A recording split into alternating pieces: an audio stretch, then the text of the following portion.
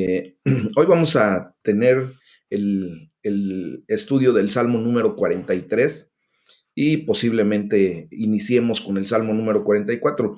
Les pido por favor que tengan a la mano su bendita palabra y pues abran en el libro de los Salmos, el libro de Tehilim, eh, en el número 43. Y bueno, quiero comentar que varios comentaristas bíblicos coinciden en que este salmo es, de hecho, una continuación prácticamente del capítulo anterior, o sea, del salmo número 42. Y hay muchos comentaristas que hacen esa referencia. Por ejemplo, Campbell Morgan, hace el comentario de que este salmo es parte del anterior o está estrechamente relacionado con el Salmo 42. De hecho, en varios manuscritos de orden hebreo, obviamente, eh, eh, el Salmo 42 y el 43 técnicamente se unen como un solo salmo en los manuscritos hebreos antiguos. Y probablemente sean salmos separados, sí, pero están completamente vinculados por un problema común. El problema común que los enlaza es la depresión espiritual. Ayer hablábamos mucho acerca de la situación que vivimos cuando pues vienen cosas a nuestra vida que de alguna manera pues nos desaniman, nos llevan al punto de sentir depresión espiritual. Por ejemplo, Spurgeon también hace algún comentario respecto a esto y dice, lo cito tal cual: creemos que el hecho es que el estilo de la poesía fue agradable para el escritor y por lo tanto, más adelante en su vida escribió este himno complementario de la misma manera, o sea, como un apéndice que no necesitaba un título. Y por eso este salmo está muy vinculado al salmo número 42. Bueno, vamos a entrar en materia respecto a este salmo. En la primera parte de este salmo, vemos cómo el salmista clama a Dios. Y recuerden que eh, aquí es a donde, pues, normalmente se hacen preguntas. Cuando nosotros tenemos que llegar al punto de clamor delante de Dios, normalmente el ser humano tiende a hacer preguntas muy particulares. Y vamos a leer lo que dice el versículo 1 del Salmo número 43, y dice la palabra de Dios: Dios, ¿dónde estás cuando los malvados me rodean? Júzgame, oh Dios, y defiende mi causa. Líbrame de gente impía y del hombre engañoso e inicuo. ¿Ah? Entonces, aquí, mis amados, vamos a ver que la palabra nos enseña algo muy particular. El salmista repite un tema muy familiar en lo que vienen a ser los salmos, los tejilim. Él se sentía injustamente acusado y llevó su sentido de injusticia al lugar correcto, al trono de Dios.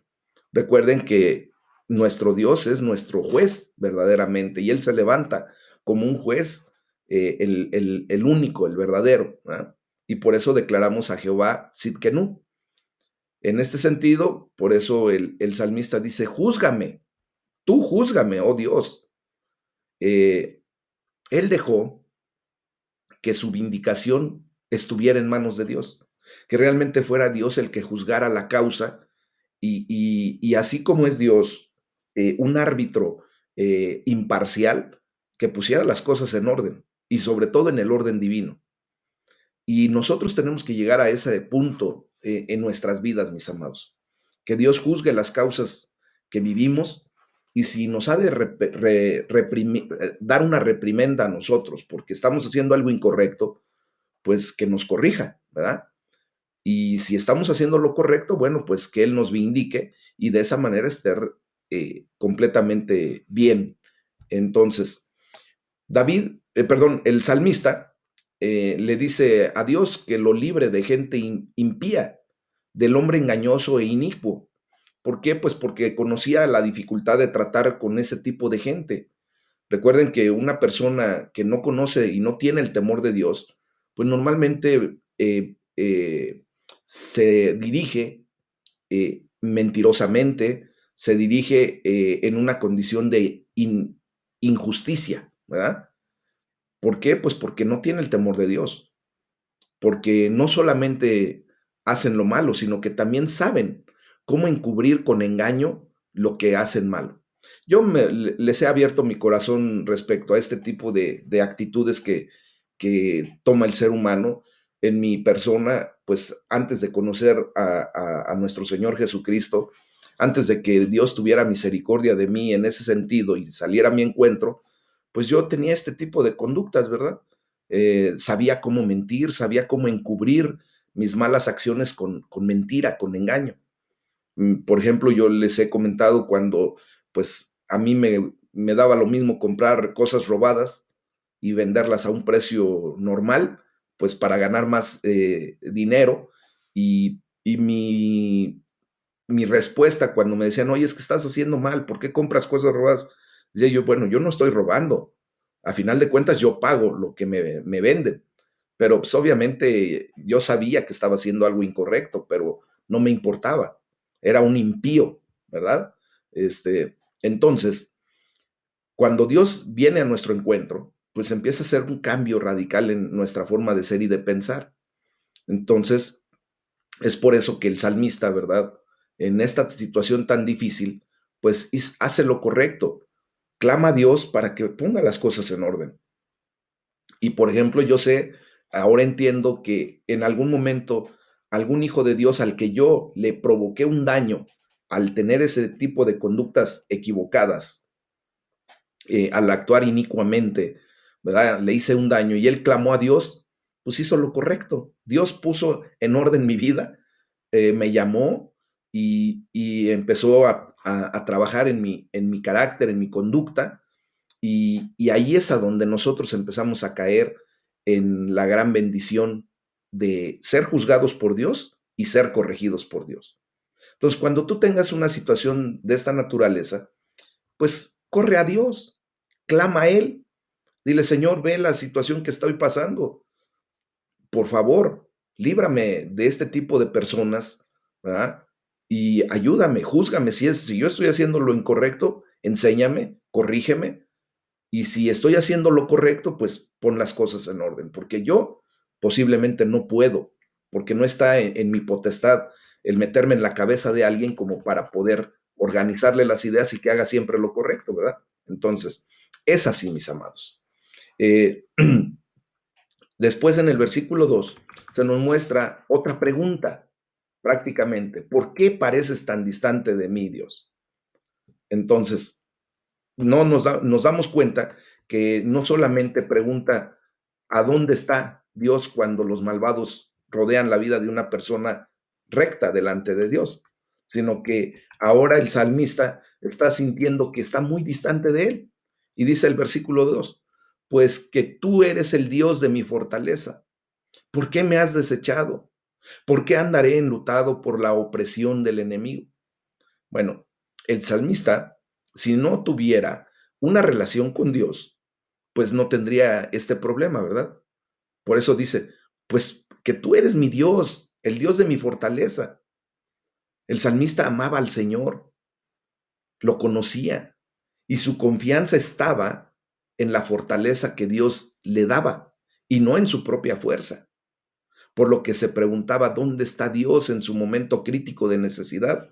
Y yo creo que a nosotros también nos ha pasado eso.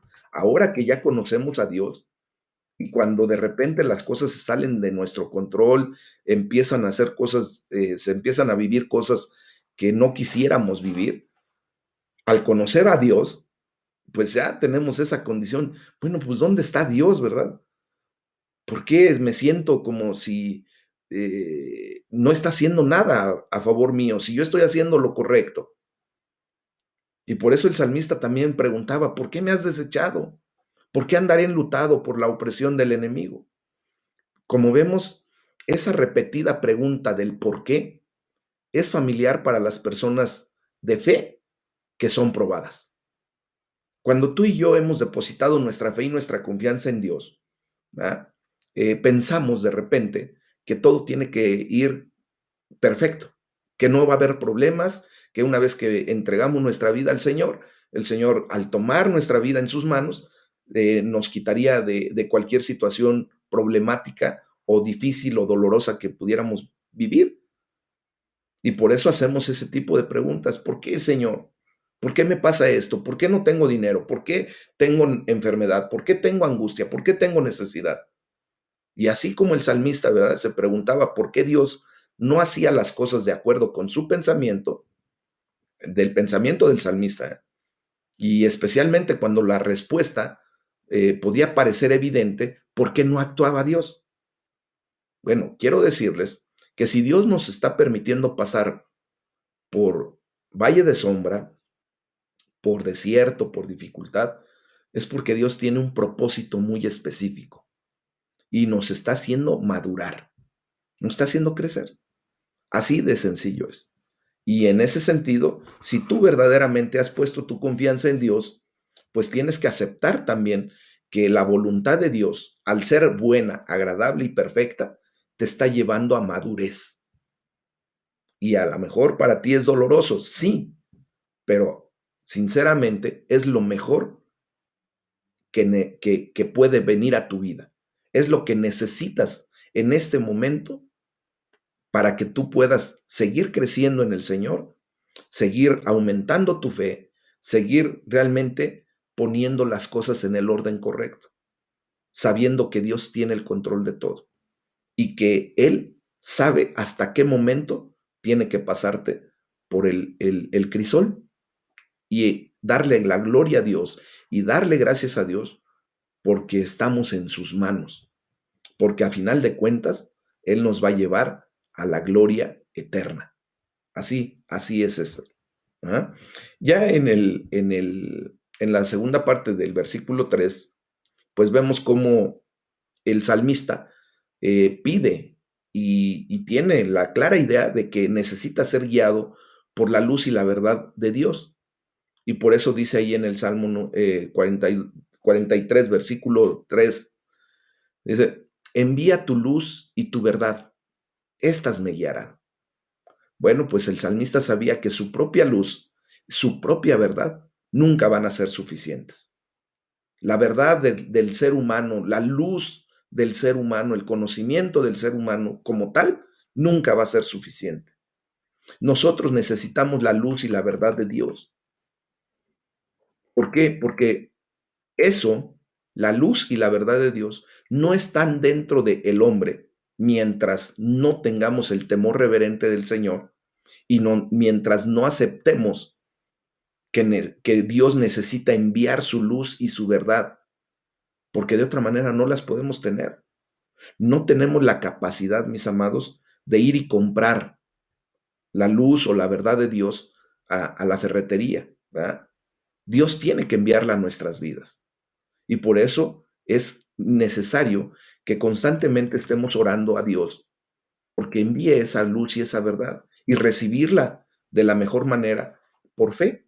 Y es lo que estamos haciendo día a día cuando nos acercamos a la presencia de Dios y estamos en comunión con el Señor a través de su bendita palabra, a través de la oración. ¿Verdad? Tu luz y tu verdad. Es decir, tu favor o la luz de tu rostro y la verdad de las promesas que nos has hecho. Eso es lo que buscamos delante de Dios.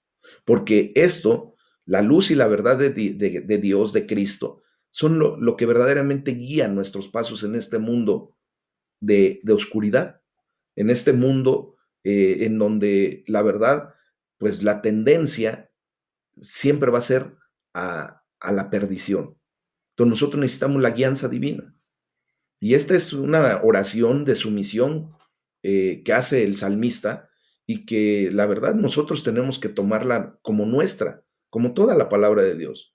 ¿Verdad? O sea, es como poder decirle a Dios, Señor, no quiero que envíes tu luz y tu verdad solo para que pueda admirarlas.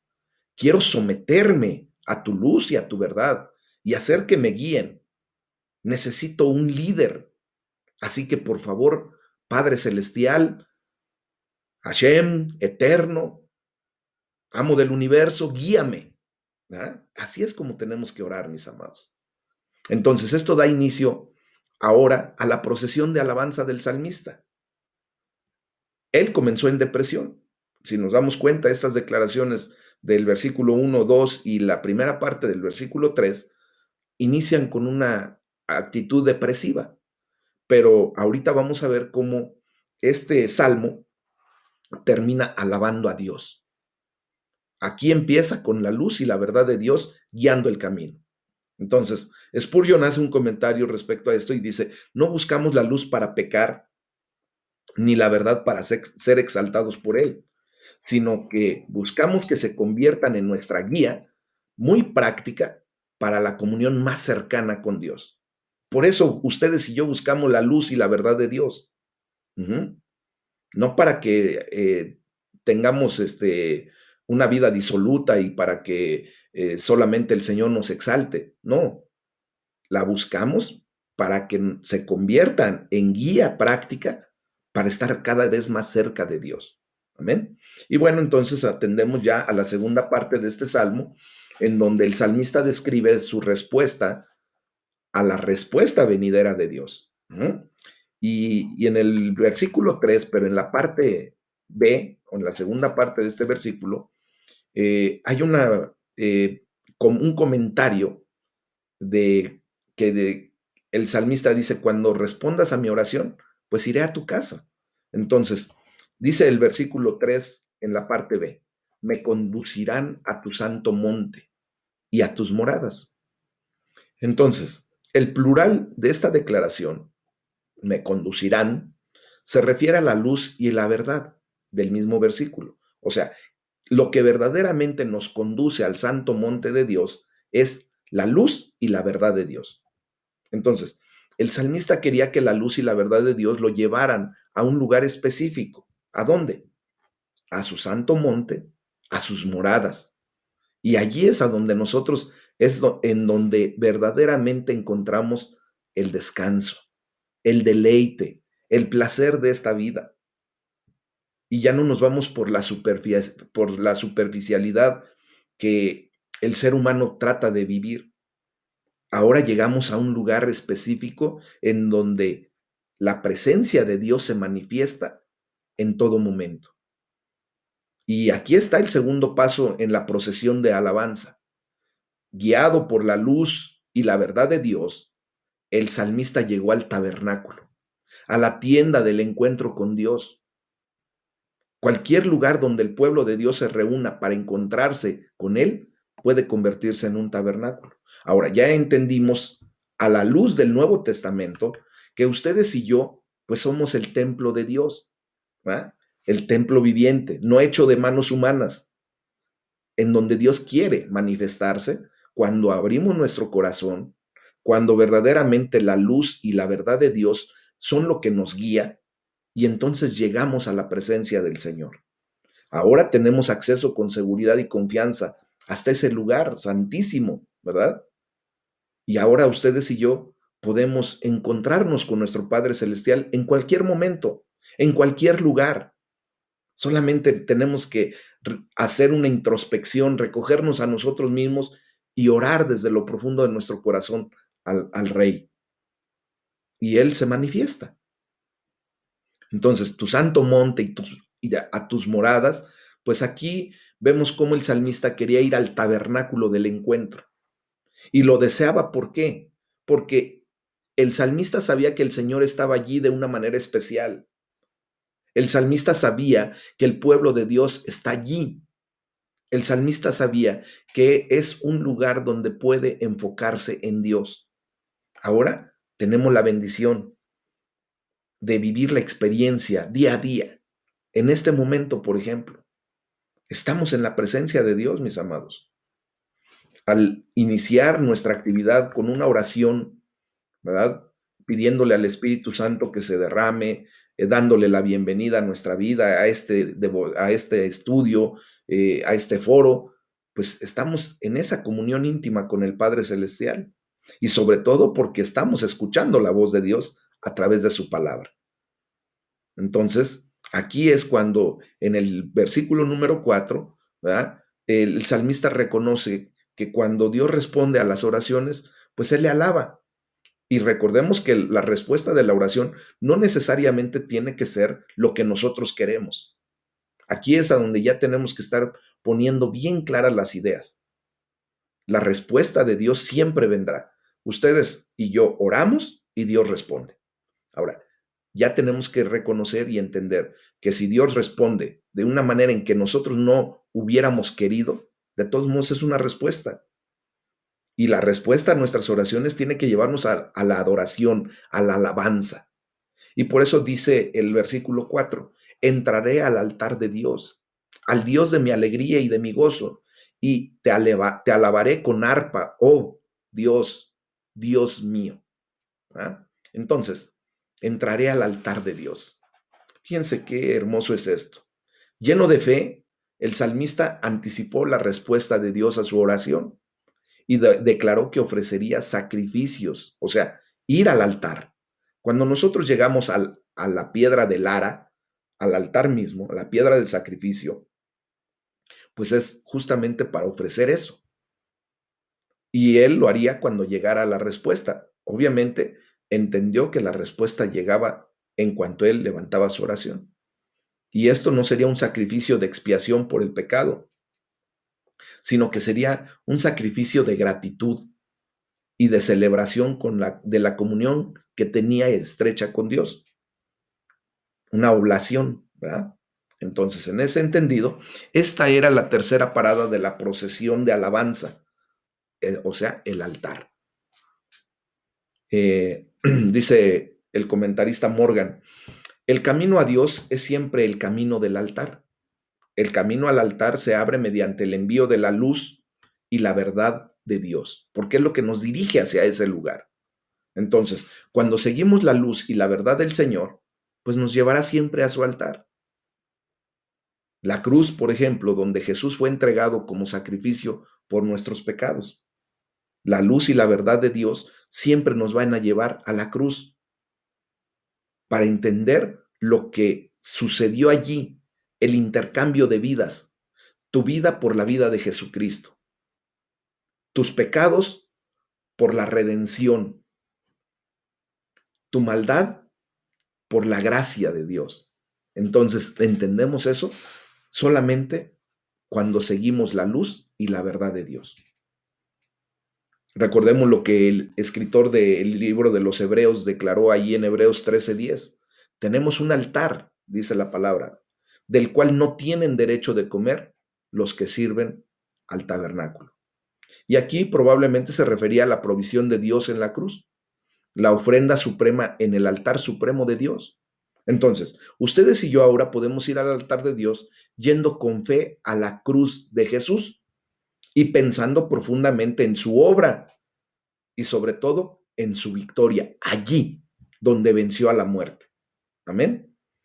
Entonces, entendemos pues que bajo el nuevo pacto, el Nuevo Testamento, ya no ofrecemos sacrificios de animales, pero aún así debemos traer el sacrificio de alabanza. Volviendo a citar Hebreos 13:15, nos dice cómo tenemos que traer esos sacrificios de alabanza. Dice la palabra de Dios. Así que ofrezcamos siempre a Dios, por medio de Él, sacrificios de alabanza, es decir, fruto de labios que confiesan su nombre. Entonces, en este punto vemos cómo el salmista también, pues dice, y te alabaré con arpa. Entendemos que no solo alabaría a Dios con sacrificios de animales, sino también con música y cánticos, ¿verdad? Entonces, este hombre llegó a su destino en la procesión de alabanza, guiado por la luz y la verdad del Señor, o sea, llegó a la casa de Dios, al altar de Dios, y luego culminó con adoración. Es así como tenemos que vivir nuestra caminata delante del Señor, a través de su luz y su verdad. Ya en el versículo 5 dice, cuando respondas a mi oración, ¿verdad? Pues Él desafiará sus sentimientos. Cuando Dios responde nuestras oraciones, Él nos lleva a desafiar lo que sentimos, lo que pensamos. Y por eso ya el salmista dice ahí en el versículo 5, ¿por qué te abates, oh alma mía? ¿Y por qué te turbas dentro de mí? Espera en Dios, porque aún he de alabarle, salvación mía y Dios mío. Entonces aquí, esta pregunta de ¿por qué te abates, oh alma mía? Pues vemos cómo el salmista tenía esperanza en la redención de Dios, pero esta redención aún no había llegado. Mientras tanto, no se rendiría a sus propios sentimientos de depresión y mucho menos de desánimo. En cambio, vemos cómo él desafía esos sentimientos y se los lleva a Dios. ¿Qué nos está enseñando esta bendita palabra? Que cuando venga a tu vida un sentimiento depresivo, una situación de desánimo, no te quedes con eso, no lo aceptes, llévalo a los pies de Cristo, directamente, así. El salmista le dijo a los sentimientos de desánimo y de falta de paz, les dio una orden: espera en Dios. Tú y yo ya tenemos que tener esa capacidad. Hemos estado estudiando esto y Dios nos está trayendo a su luz y a su verdad para que podamos declarar esto, pero con una confianza y una fe bien férrea, bien puesta. Espera en Dios, sé paciente, porque Dios volverá a responder fielmente, porque lo ha hecho antes, porque ya tengo la experiencia de lo que Dios ha hecho en mi vida y sé de antemano que Dios tiene el tiempo perfecto. Por fe declaro que Dios está obrando en mi condición. No me ha dejado ni me ha desamparado. Así es como tenemos que aprender a responder de aquí en adelante, mis amados. Aquí vemos cómo al final del Salmo, ninguna de las circunstancias del salmista había cambiado. Todavía seguramente tenía el sufrimiento, el dolor, la angustia, la pena, lo que hubiera estado pasando. No había cambiado nada. No dice que ya el Señor le había contestado favorablemente a una condición. No. Lo que sí había cambiado era su actitud. La actitud que tomó respecto a lo que estaba viviendo. ¿Y qué diferencia hizo eso? Una diferencia bárbara, mis amados. Empezó a tener paz. Empezó a tener algo que se llama paciencia. Morgan escribe al respecto y dice: aún no ha llegado la respuesta. La oscuridad y el misterio todavía lo rodean, pero se ve el brillante camino. Y de nuevo se le prohíbe al alma la desesperación y se le alienta a la esperanza en Dios.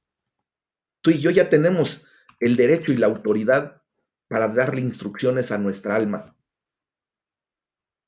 a través de nuestra fe en Cristo, a través de la luz y la verdad que Dios está trayendo a nuestra vida.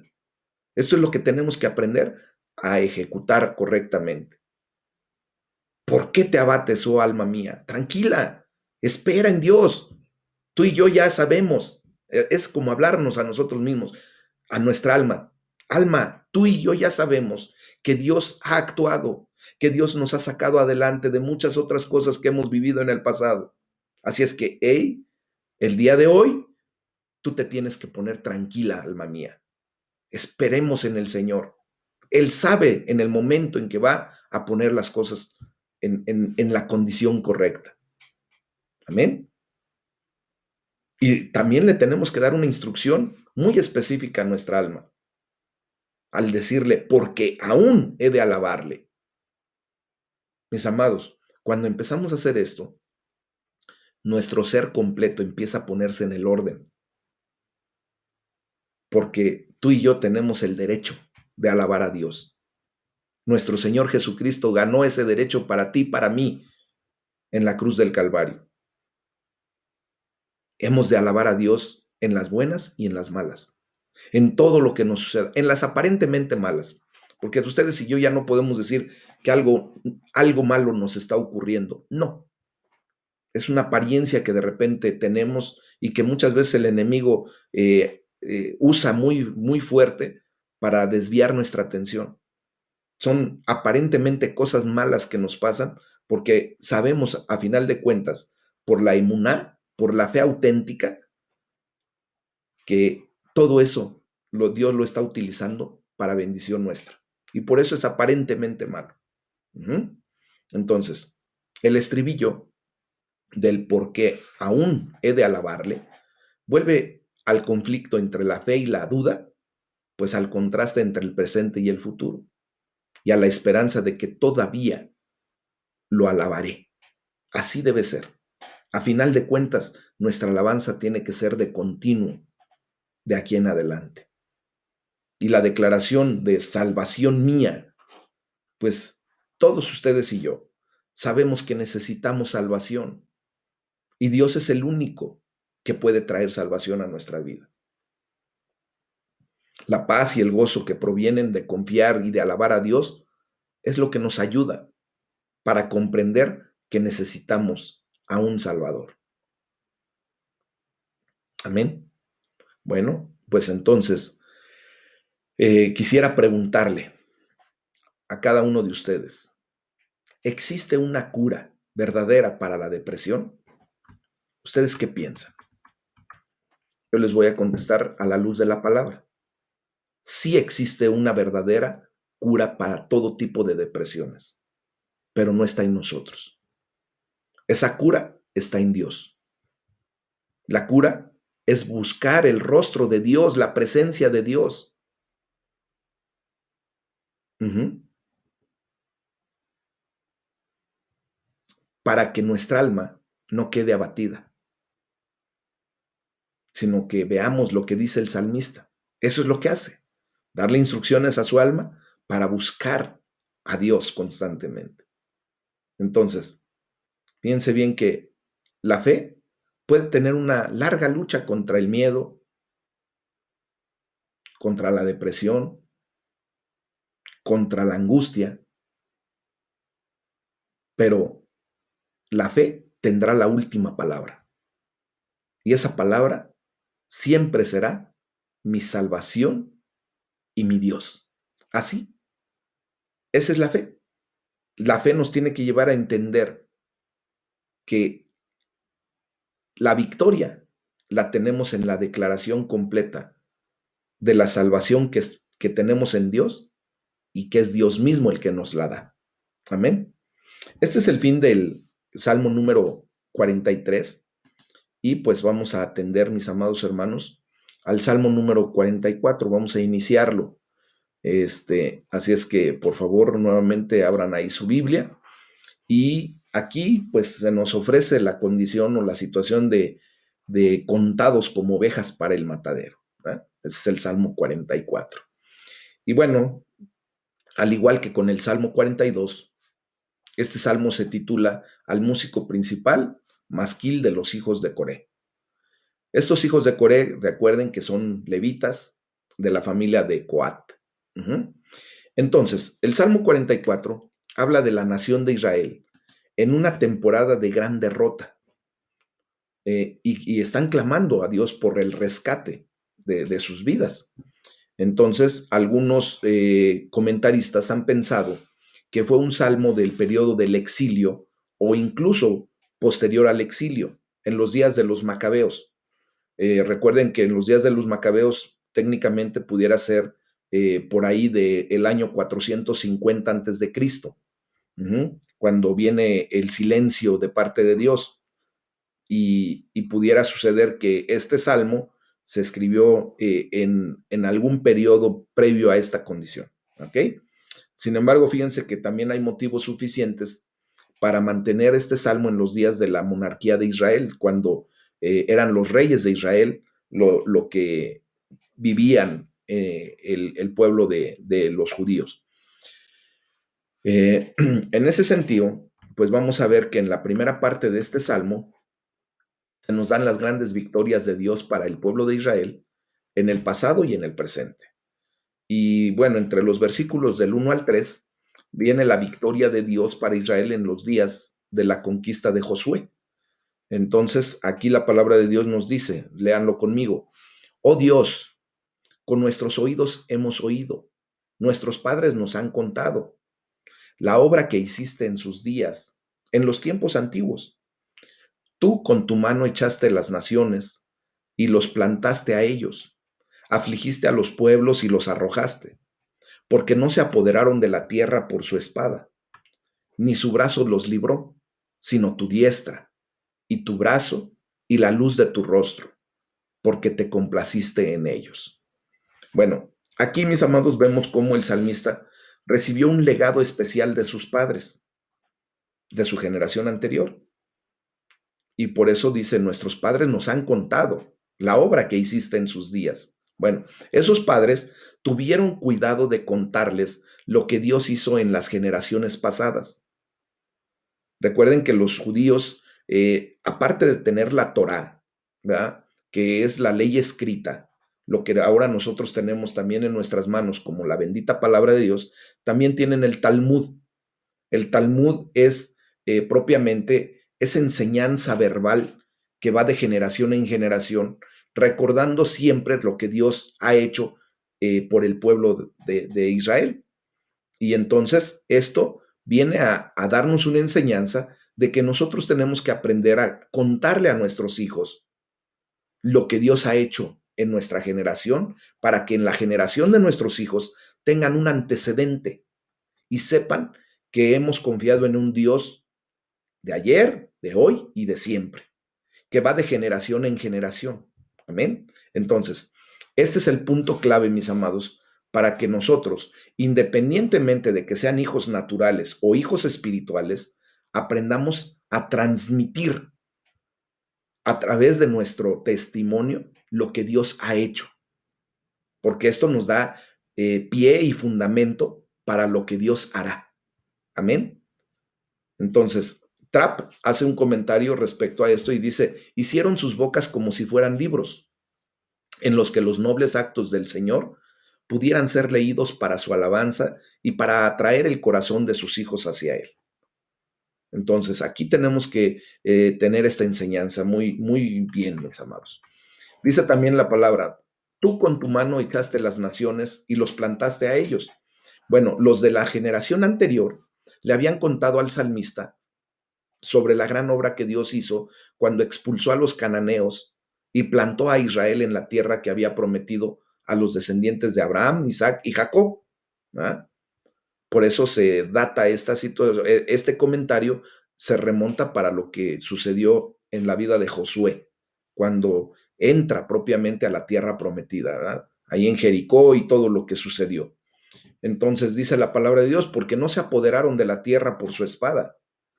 O sea, recuerden que fue la diestra de Dios la que llevó al pueblo de Israel a apoderarse de ese territorio, porque, ¿se acuerdan? Simplemente que allí en Jericó, pues no hubo necesidad de derramamiento de sangre por la espada. ¿Se acuerdan que Dios llevó a Josué a que dieran vueltas a la ciudad de Jericó y que posteriormente a través del toque del cuerno del shofar iban a gritar todos y el muro de contención de Jericó se derrumbó y ahí fue cuando entraron, ¿verdad? Entonces, al leer la historia de la conquista en los días de Josué, pues hubo momentos en los que Israel, el pueblo de Israel no hizo nada, solo Dios hizo la obra. Eso lo podemos leer ahí en Josué capítulo 22, en los versículos 12 y 13. Y hubo otras ocasiones en las que Israel tuvo que luchar, pero su lucha no habría logrado nada sin la diestra de Dios a favor del pueblo de Israel. Entonces, mis amados, también vemos que cuando no iban eh, con la condición de lo que Dios les daba en instrucción, cuando no esperaban en Dios a ser instruidos, a darles guía, pues vemos también que tuvieron grandes derrotas. ¿Se acuerdan de la ciudad de Ahí? Después de la gran conquista que tuvieron en Jericó, a la siguiente ciudad a la que tenían que ir a conquistar, pues lo hicieron a su propia manera, sin esperar a que Dios les diera instrucciones, y allí tuvieron una gran derrota. Entonces, entendamos que nosotros tenemos que ser siempre liderados por Dios, guiados por Dios. Por eso el salmista dice, la luz de tu rostro, ¿verdad? Porque te complaciste en ellos. Pues esto era preferente y más importante que tener ahora solo la diestra o el brazo de Dios a favor de ellos. Siempre va a ser más importante tener el rostro y el favor de Dios con nosotros, ¿verdad? Y por eso nosotros buscamos primeramente el rostro de Dios. Y Dios, en consecuencia, va a extender su brazo, su diestra de poder. Mucha gente, desgraciadamente, solo quiere ver a Dios en su diestra, en su brazo, porque el brazo pues es el ejecutor de la provisión, de la bendición de Dios. Pero qué mejor es buscar el rostro de Dios, tener esa relación íntima con nuestro Padre Celestial que va a llevar a final de cuentas, por el amor, por la misericordia, por la bondad de Dios, a extender su brazo para bendición nuestra. Amén. Entonces, también podemos notar que fueron batallas y conquistas que ocurrieron mucho antes de la generación inmediatamente anterior a la época del salmista, no fue de sus padres biológicos. Los padres del Salmo 44, versículo 1, hablaron no solo de lo que personalmente habían experimentado de Dios, sino que también enseñaron lo que Dios hizo muchas generaciones antes que ellos pudieran venir a la tierra. ¿Por qué? Porque les digo, los judíos están acostumbrados a llevar las experiencias de lo que Dios hace de generación en generación verbalmente. Y por eso él escuchó perfectamente bien el salmista lo que sus padres le contaron de lo que Dios había hecho en bendición para el pueblo de Israel. Entonces, ahora, en estos tiempos, nuestro equivalente de este recuerdo, pues serían las reflexiones sobre nuestra herencia espiritual. Por ejemplo, sobre los eventos como la Reforma Protestante, los avivamientos que se han vivido, ¿verdad? Los grandes despertares que ha tenido la Iglesia de Jesucristo. Esos recuerdos son los que nos tienen que llevar a reflexionar sobre nuestra herencia espiritual. Ustedes y yo ahora creemos en Cristo y estamos estudiando la palabra de Dios y estamos atendiendo a la sana doctrina porque justamente esa herencia espiritual ha venido a nuestras vidas. La gloria sea para el Señor. ¿Ah? Porque tuvo que haber alguien que rompiera en esa reforma con la actitud que venía teniendo la iglesia imperante en ese tiempo, con doctrinas de hombre, doctrinas equivocadas. Ahora la gloria para Dios porque esa herencia espiritual nos está trayendo a hacer lo correcto. Amén. Y eso nos tiene que motivar, mis amados.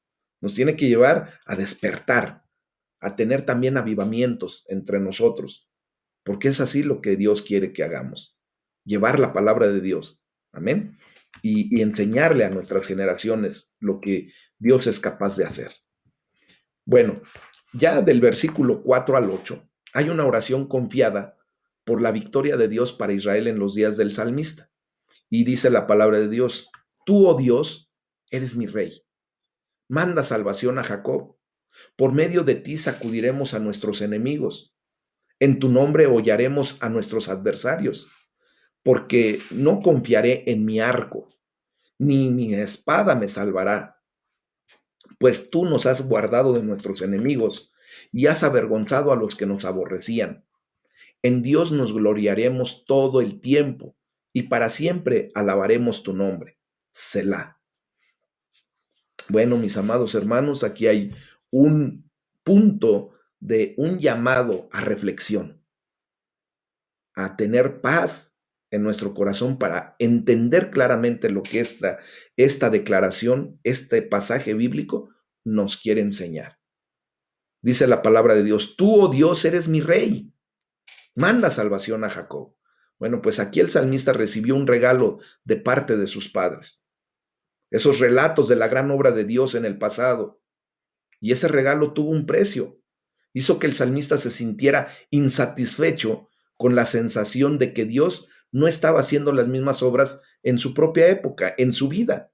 Por lo tanto, oraba para que Dios mandara salvación a Jacob en el presente, al pueblo de Israel, así como lo hizo en las historias del pasado.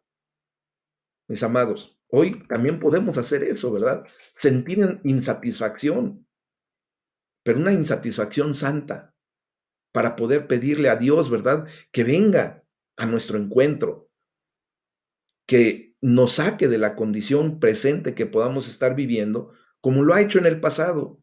Y sobre todo, confiar en que Dios hará, en que Dios es el mismo de ayer, hoy y siempre. Y empezar a tener las actitudes correctas. Fíjense cómo la oración fue hecha con fe. Y por eso le dice el salmista, por medio de ti. sacudiremos a nuestros enemigos. O sea, con una gran confianza, el salmista anticipaba las respuestas a sus oraciones como si ya fueran un hecho. ¿Me explico? Cuando nosotros entendemos esto, mis amados, vamos a llevar las cosas a la realidad de la que Dios quiere que vivamos. Nosotros ya tenemos que sacudir a nuestros enemigos, literalmente lanzarlos, ¿verdad?, al aire con poéticamente hablando, con nuestro cuerno. Es una metáfora tomada de un toro, un buey, que lanza al aire a los perros que lo atacan, por ejemplo. Ustedes y yo ya tenemos que tener esa capacidad por la fe que hemos depositado en Cristo. Sacudiremos, hollaremos. Pues esta viva imagen del Salmo 44 está tomada de la forma de pelear común a los animales salvajes con cuernos, como los búfalos, los toros, eh, animales similares, ¿verdad?, que primero postran a su enemigo con su feroz ataque y luego lo pisotean, lo zarandean. Dios nos ha dado ya la posición y la condición de justamente hacer eso con el enemigo de nuestras vidas. Ya no tenemos por qué dejarnos que Satanás y su obra de maldad siga afectando nuestra condición, que sus huestes de maldad todavía sigan actuando en nuestra contra, mis amados. Nuestra fe en Cristo nos tiene que llevar ya a poner las cosas en orden. El pecado tiene que salir de nuestra vida. Cuando el Señor nos muestra esa situación, el pecado es nuestro enemigo. Sacudámoslo, pisoteémoslo, oyémoslo como nos está enseñando la palabra de Dios. Pero también tenemos que considerar lo que consideró el salmista. Dice, porque no confiaré en mi arco, ni mi espada me salvará. Entonces, aquí el salmista, hablando en nombre de Israel, le aseguraba a Dios que su fe estaba puesta en Él, en Dios, en el poder de Dios.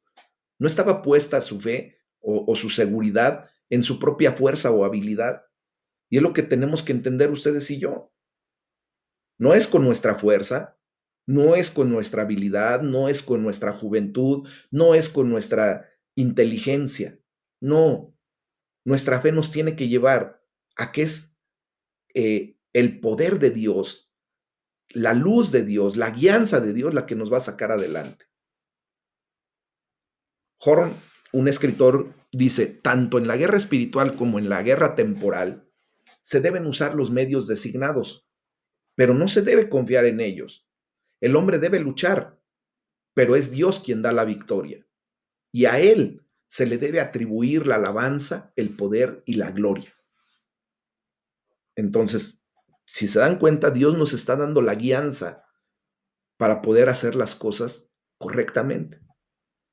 Y entonces hacer la declaración como el salmista, pues tú nos has guardado de nuestros enemigos. Esto implica agradecimiento, mis amados, por las victorias pasadas.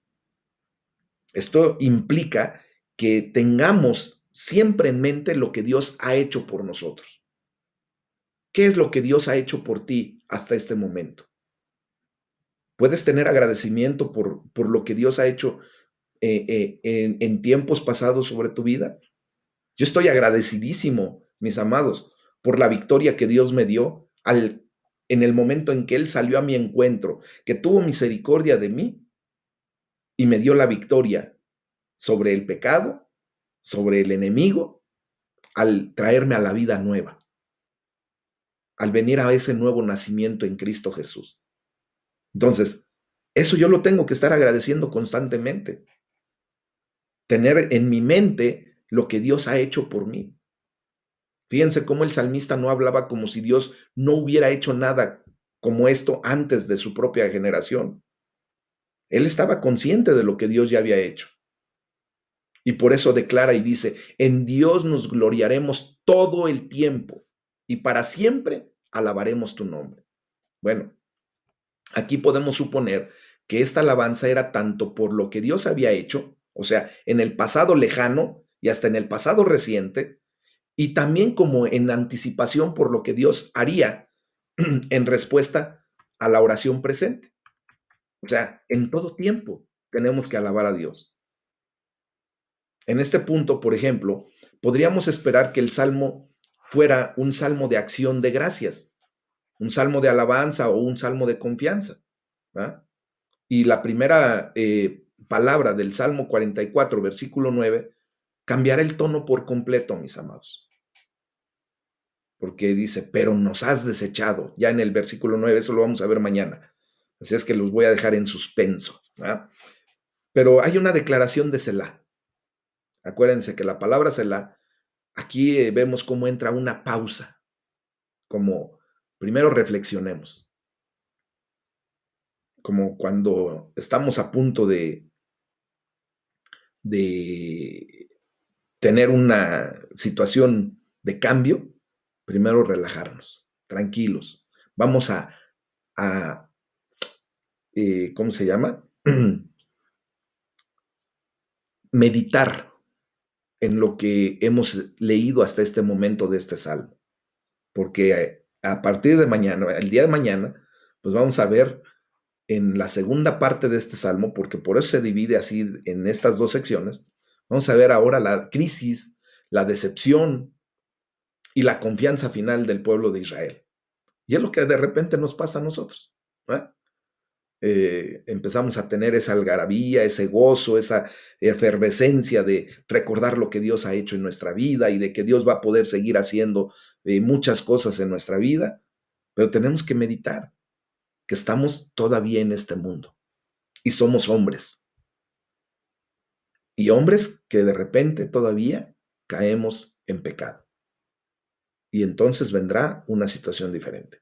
Eso lo vamos a ver el día de mañana.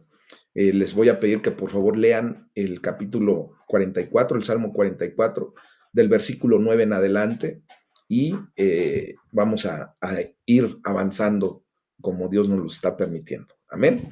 Yo sé que esto ha sido de mucha bendición el día de hoy. Vamos a orar. Vamos a darle la gloria a Dios